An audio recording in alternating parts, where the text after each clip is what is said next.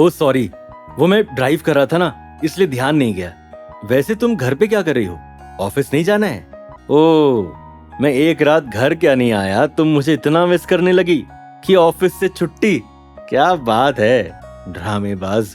तुम सही टाइम पर आए, मुझे कहीं जाना है, क्यों ना तुम भी मेरे साथ चलो। बिना कुछ सोचे समझे नक्श ने अपना सिर हिला दिया। कुछ मिनट बाद नक्श जो ड्राइव कर रहा था, उसने कंफ्यूज होते हुए पूछा, वैसे हम जा कहाँ रहे हैं? तो मम्मी जी के बहुत पुराने फ्रेंड्स की रियूनियन पार्टी में मेरा चलना ठीक होगा। अगर तुम्हें नहीं चलना तो मत जाओ, मुझे वहां छोड़ दो और खुद घर चले जाना। नक्श और अनिका उस जगह पर पहुंच गए। जब अनिका अंदर गई तो चित्रा, जो अपने दोस्तों के साथ गपशप कर रही थी, चित्रा, ये तेरी बेटी है ना? वाकई में बहुत खूबसूरत है।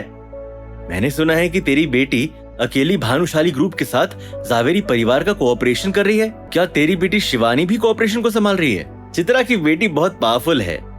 सबके मुंह से अपनी बेटी की तारीफ सुनकर चित्रा के चेहरे की मुस्कान बढ़ती ही जा रही थी। उसके बाद सभी ने अपने अपने बच्चों का एक दूसरे से इंट्रोडक्शन करवाया।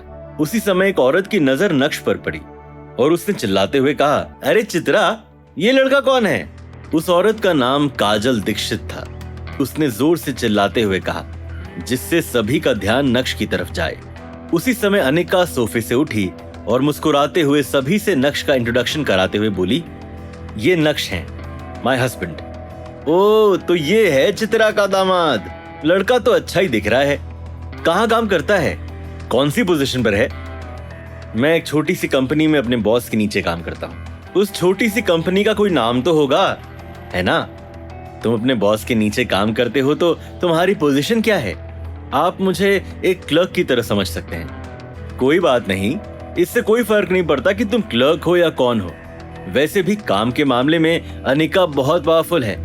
अगर तुम काम नहीं भी करोगे तो भी वो तुम्हें सपोर्ट कर सकती है।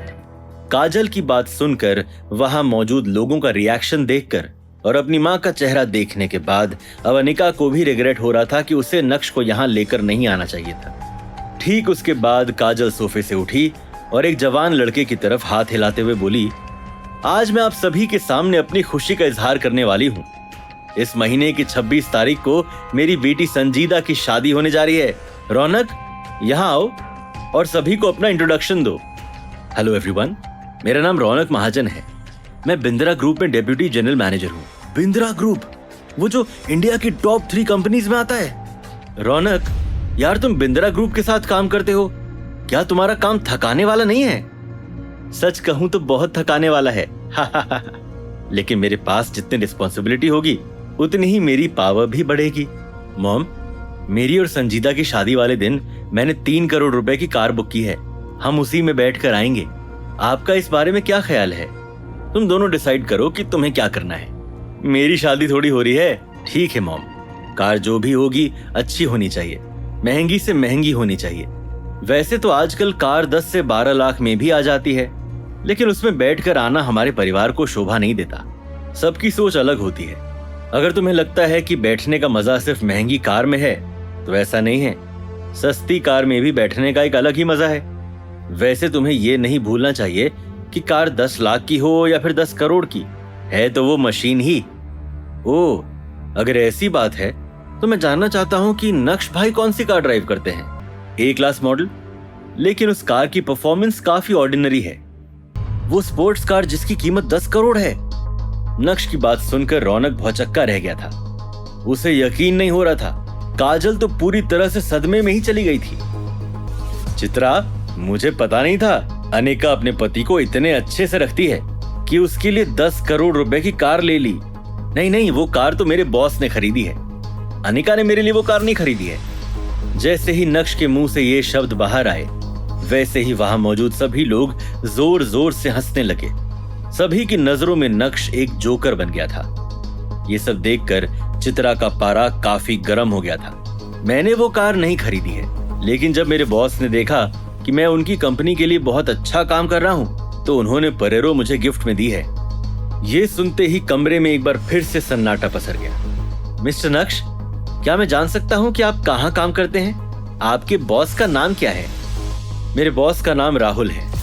नक्श ने जो भी कहा उससे रौनक को कोई मतलब नहीं था। वो अब नक्श से इस बारे में कोई भी बात नहीं करना चाहता था, क्योंकि भले ही वो इस बारे में कितनी ही बात कर ले, लेकिन सच्चाई तो ये है कि रौनक 10 करोड़ रुपए की कार अफोर्ड नहीं कर सकता था। मॉम, ये गिफ्ट मैंने स्पेशली आपके लिए तैयार किया है। अचानक से रौनक नीचे झुका और उसने टेबल के नीचे से एक बॉक्स निकालते हुए कहा, ये मेरी तरफ से आपको एक छोटा सा अप्रिसिएशन है।